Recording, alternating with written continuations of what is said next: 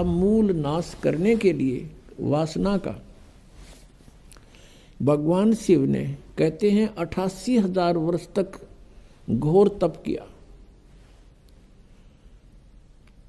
और कहते हैं ये काल ये चाहता है कि कोई भी यहाँ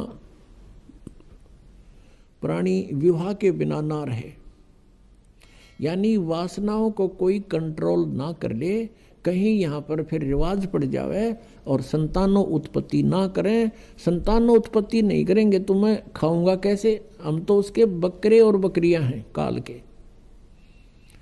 इसलिए उसका पूर्ण प्रयत्न रहता है, भरसक प्रयत्न रहता है कि कोई भी प्राणी वासना रहित ना हो जाए। अब उसने क्या किया? कामदेव को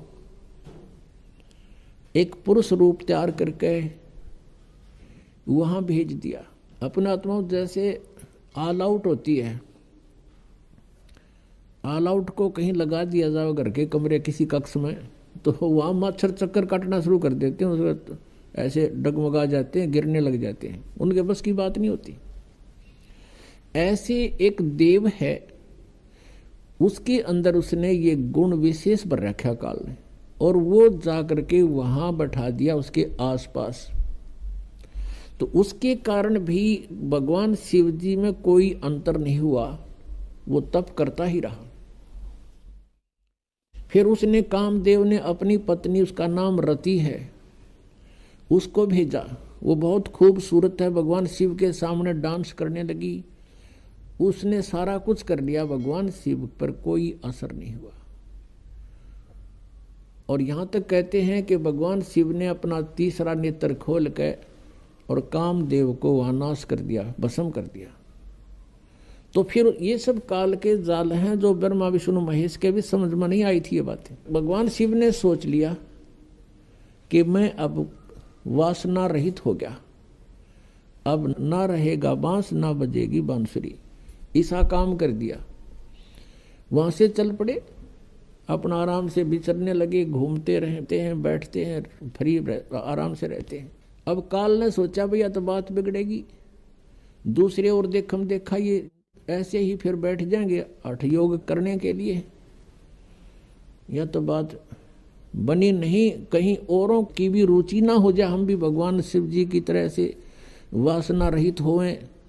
क्योंकि सभी ऋषि महर्षि जब साधना की तरफ चलते हैं, ये पांचों विकार इनकी गुद्दी में बैठते हैं, पहले से अधिक प्रभावित हो जाते हैं। तो सभी ने ये चेष्टाएं की थी कि किसी ना किसी तरह पहले इन्हीं राक्षसों को नाश करें और फिर भक्ति करें। ये भी काल का जाल था, बिना ज्ञान के डले नुए डोए। तो अब भगवान शिव जी की कथा को पूरा करते हैं, फिर ऋषियों को लेंगे। अब क्या हुआ? अब काल ने ब्रह्म ने सोचा, ये और व्यक्ति नो सोच बैठेंगे ऋषि महर्षि, भगवान शिव ने तो कर दिया काम, ये तो वासना रहित हो गया और हम पीछे रह गए, कहीं वो विद्या समाधि लावें, इस तो पहला कर दूं काम। कुछ दिन के बाद शिव जी के अंदर प्रेरणा भर दी काल ने कि सुना है हमने कि जब सागर मंथन किया था उस समय विष निकला था, उस विष को मैंने पान कर लिया था, पी लिया था, जिस कारण से मैं अचेत हो गया था। और जो बताते हैं उसमें से अमृत निकला था या शराब निकली थी, दारू मदिरा, 2 कलश निकले थे। राक्षसों ने अमृत का कलश उठा लिया था, और राक्षस यदि अमृत पी जाते तो अमर हो जाते। इसलिए भगवान विष्णु ने एक मोहिनी रूप बनाकर एक स्त्री का और राक्षसों में जाके डांस किया था। कहते हैं बहुत सुंदर थी वो मोहिनी रूप में, भगवान बड़े सुंदर लग रहे थे और राक्षस मोहित हो गए थे। राक्षसों से वो अमृत का कलश सिर पे रख के डांस करती करती उनको मदहोश कर दिया था। वो कलश दूसरी तरफ पकड़ा दिया था और मदिरा का कलश सिर पे रख के वापस उनको दे दिया था। तो उसमें भगवान विष्णु कहते हैं मोहिनी रूप में बड़े खूबसूरत लग रहे थे। अब भगवान शंकर के मन में आई कि भगवान विष्णु के पास चलते हैं, क्यों ठाली हो गया था ना पार्वती साथ में, तो चलो वहाँ बातचीत करते हैं और उनसे वो रूप देखूंगा। अब मैं होश हवास में हूँ भाई, उस रूप को पूछूंगा कैसा रूप था, एक बार बना के दिखाओ। इस उद्देश्य से भगवान शिव जी आगे विष्णु जी के लोक में और बैठ गए उनकी पौड़ी में आके, उनके गेस्ट रूम में बैठ गए। विष्णु जी पता लगा अंदर से आए, कुशल मंगल हुई। कुछ देर के बाद भगवान शिव ने अपना उद्देश्य जाहिर किया, प्रकट किया कि मैं इस उद्देश्य से आया हूँ। मैंने सुना है कि आपने सागर मंथन के समय एक बहुत सुंदर मोहनी रूप बनाया था। भगवान मैं देख नहीं सका था, आज कृपा मुझे वो रूप बनाकर दिखा दो।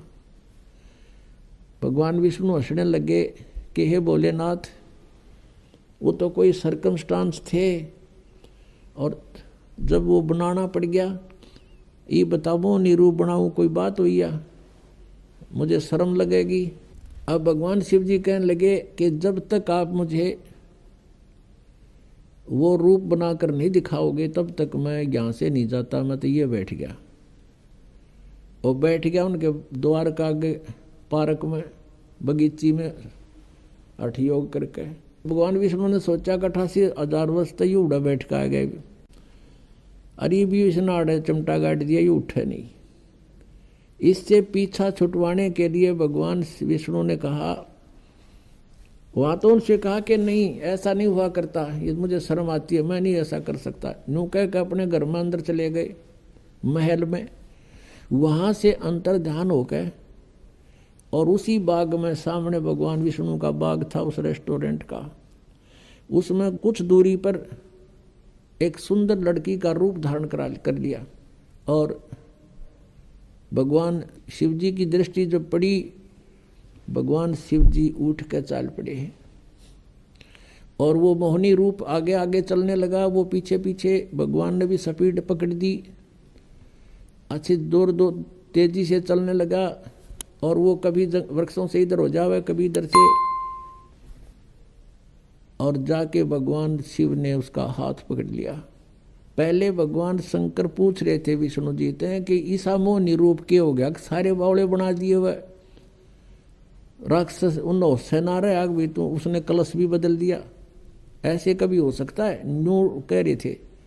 तो जब उसने देखा भगवान शिव जी न सीधे चल पड़े, लड़की तो ऐसे ऐसे चल रही है छड़ों से कांटों से बच के, और भगवान शिव जी सीधा कांटा में गौ लिया बाईपास, और जाकर उस लड़की का हाथ पकड़ दिया।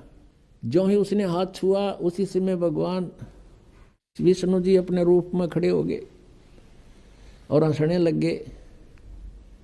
अग भोलेनाथ उनको न्यू मूर्ख बना दिया, जैसे इतने काटे भी ना दिखे, माँ छड़िया में कहा गया सीधा। और उधर से वह वासना कित गई, 88,000 वर्ष डरे ढोकाया तू, कहाँ गई वो साधना तेरी। इसके विषय में परमेश्वर कबीर जी कहते हैं, जैसे अग्न काष्ठ के माही है व्यापक पर दिखे नाही, ऐसे कामदेव पर चंडा व्यापक सकल दीप नौखंडा। कि जैसे अग्नि काष्ठ के अंदर लकड़ी में विद्यमान है पर दिखाई नहीं दे रही, ऐसे ही ये वासना आपके प्रत्येक प्राणी के अंदर विद्यमान है, और जब ही इसको थोड़ी सी भी कहीं से आंच मिल जाएगी, आग ज्यों की त्यों है। परमेश्वर कहते हैं, जिन साधनाओं को तुम कर रहे हो, इनके आधार से विकार मरे मत जानियो। जैसे भूबल में आग, जैसे गोस्सा होता उपले, या कोई अग्नि को जो लकड़ी जल जाती है, धंधकती रह जाती है, उसको अंगार बोलते हैं। उस अंगार को राख में दबा दिया जाता है और कुछ घंटों के बाद उस राख को ऊपर से ऐसा लगता है जैसे ये बिल्कुल शांत हो चुकी है, उसमें कोई हीट नहीं रहती, गर्मी नहीं होती। और जब उसको निकाला जाता है तो वो आग वो लकड़ी पहले से भी अधिक तेज मिलती है, दंदकती मिलती है वो कोयला। तो यहाँ परमात्मा कहते हैं जो साधनाएं तुम करते हो ये व्यर्थ प्रयत्न डले ढो रहे हो, विकार मरे मत जानियो जो भूबड़ में आग। ये थोड़े से दिन शांत हो जाते हैं और जब भी अवसर आता है ये नो के नो एज इट इज मिलते हैं। इनका तरीका बताया परमात्मा ने, जो हम साधना बताएं और ज्ञान आधार से ये आपके जो विकार हैं ये शांत हो जाएंगे और धीरे धीरे ये बिल्कुल नॉर्मलाइज हो जाएंगे। खत्म नहीं होते लेकिन नॉर्मलाइज हो जाएंगे और ज्ञान के रस्से से ये बांध दिए जाएंगे, फिर ये हिल नहीं सकते। अब कितना ही शरारती पशु है, उसने अच्छा करड़ा बांध दे मोटे रस्से थे, वो करें जाएगा फूं फूं, अपनी थोड़ी बहुत रेंज होती है उसकी, तो वो हानि नहीं कर सकता। ऐसे ये परमात्मा के ज्ञान से और इस भक्ति की शक्ति से ये ऐसे कंडम हो जाएंगे। ये बकवास करेगा, मन की आदत है क्योंकि किस ब्रह्मांड का स्वामी है, लेकिन इस ज्ञान रूपी रस्से ये इतना तगड़ा बांध दिया जाता है, ये अपनी मर्यादा को लांघ नहीं सकेगा।